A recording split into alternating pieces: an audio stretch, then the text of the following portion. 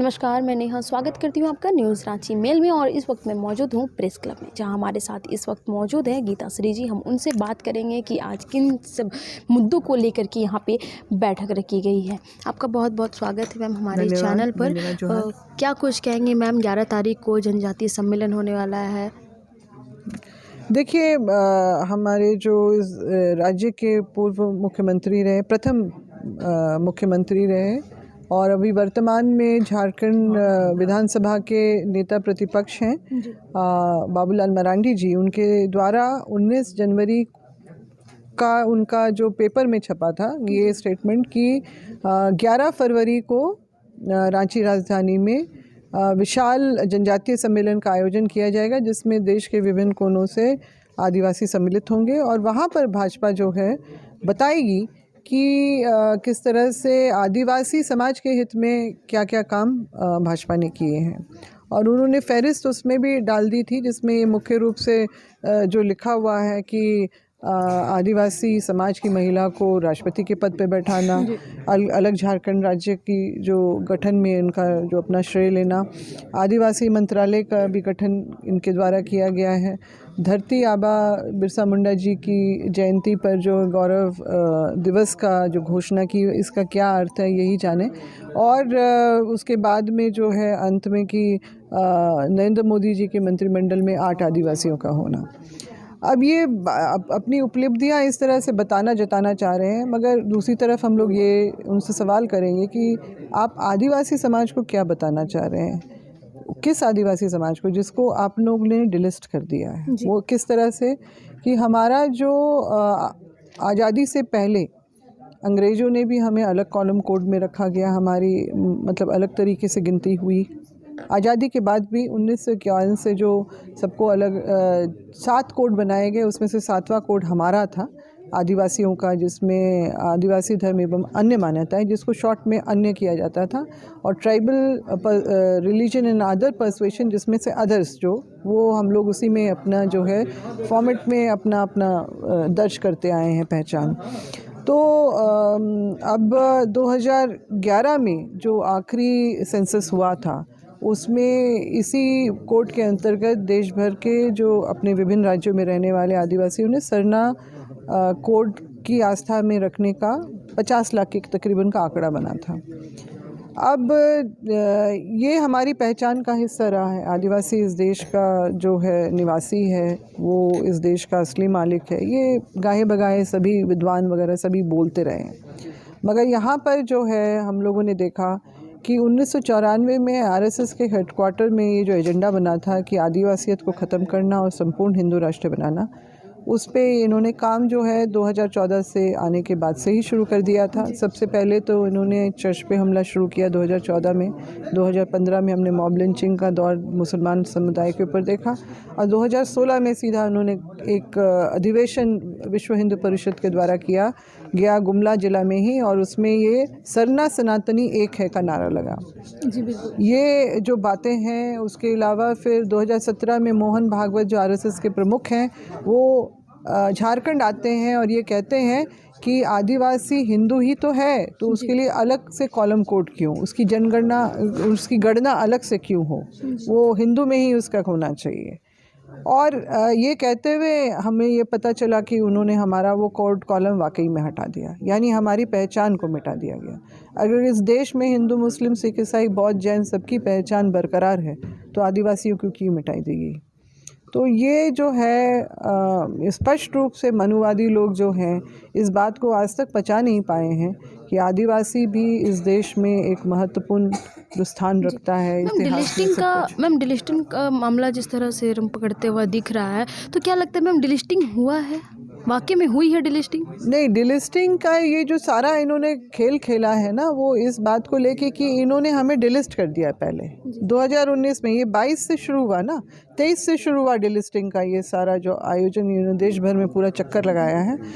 और उसमें क्योंकि मेरे पिताजी का भी नाम इसमें टैग किया जाता है, तो इसलिए मुझे भी बहुत फ़ोन आते थे, और दूसरे प्रदेश में भी जो सरना ही है, वो ईसाई भी नहीं है, वैसे आदिवासियों की तरफ से मुझे फ़ोन कॉल्स आते रहे कि मैडम देखिए इस तरह का ये क्या कर रहे हैं।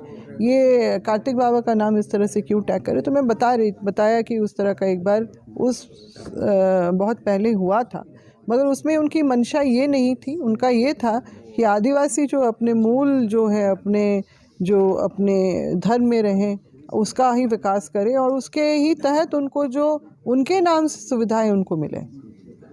तो ये सारी चीज़ें उसको उन्होंने दूसरे तरह से इसको ट्विस्ट करके इसको अपना ये कार्यक्रम चलाया पूरे देश भर में।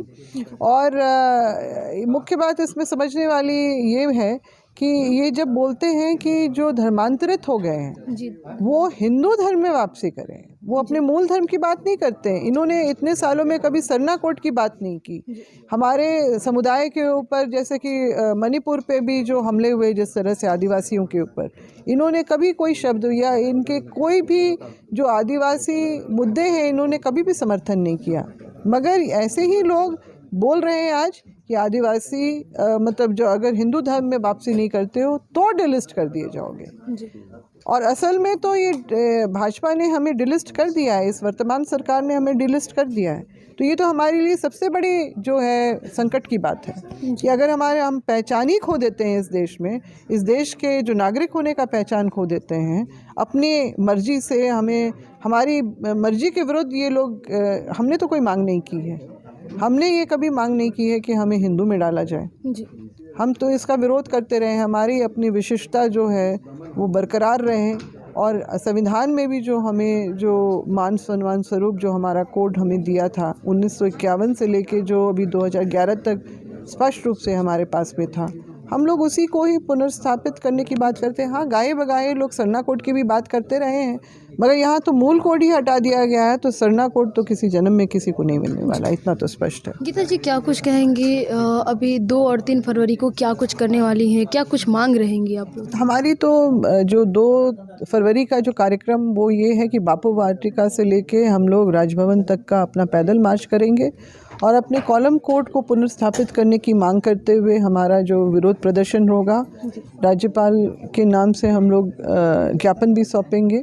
और फिर जो 2 तारीख का जो है, क्योंकि ये सारी बातें हम लोग किस तरह से 11 फरवरी का सम्मेलन का जो एक झूठ का पुलिंदा वहाँ पर खोलने की बात है, उसका हम लोग विरोध करते हैं। ये नाटक और ये सब जो है ढकोसला अब हम लोग और बर्दाश्त नहीं करेंगे।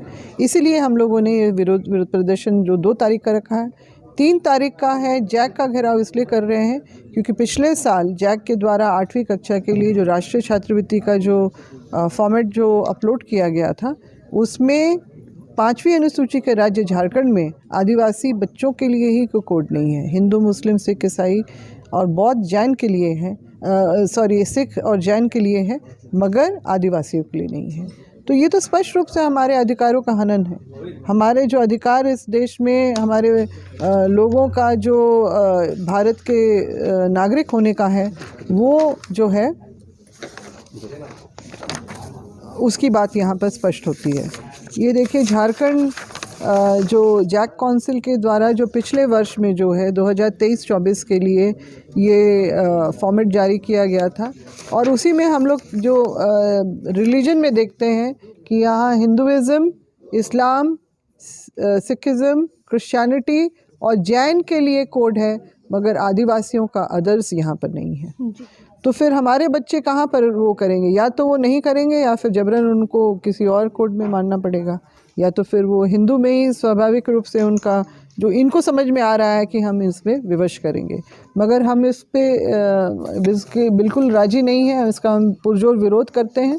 और हमारी जो है इस सम्मान को, इस पहचान को सरकार को वापस या तो करना होगा, नहीं तो फिर वो हमारे द्वारा अपना जो वोट की जो उम्मीद करते हैं वो मतलब नहीं मिलेगी इनको। कोड नहीं तो वोट नहीं। हाँ, कोड नहीं तो वोट नहीं, ये स्पष्ट रूप से।